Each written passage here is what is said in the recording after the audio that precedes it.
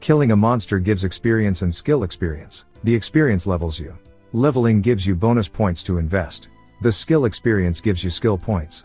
You use skill points to improve your active and passive skills. And finally, as you do quests you gain skill unlock points, allowing you to get more of these red or blue skills. You can't just freely remove points from anything in Red Moon. You're making a commitment to building a certain way. But it isn't permanent. There are ways to alter your path. Poison pills, or ppills, reset your bonus points. Reset means all of the points you allocated become unallocated. You can move them all into new positions now. You're not losing any bonus points.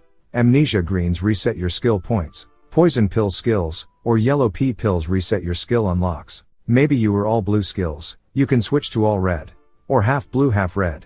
These pills also reset your skill points like amnesia greens. And there are free resets. This number tells you how many free resets you have. You go to a doctor and tell him you want to reset. This works as all 3 pills at once. The pill items have a low chance to drop from mobs. If you kill a lot of mobs, eventually you'll find one. They expire after a few days, so you'll want to use them or trade them by then. You can also buy them with donation tokens. The free resets stack up to 3. You can get them from doing your quests, and you may get them during events and patches. At level 400, you get access to the Respect system. You have 2 spec slots for free, and you can use donation tokens to unlock up to 3 more. You can see I have my current spec saved. When I mouse over it you can see the level and skill level I was at when I saved it. Now, what I can do is use a free reset or my pills, change up my spec and save it to the other slot. Then all I have to do is click on the name of the spec and I can swap between them on a short cooldown.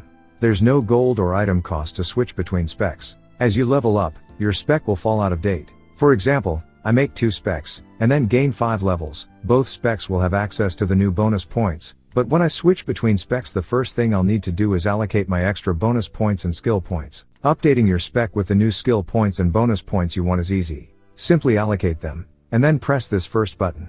That saves your new choices, so you don't have to make them again every time you switch specs. You may notice that if you allow your spec to get slightly out of date it gives you more flexibility.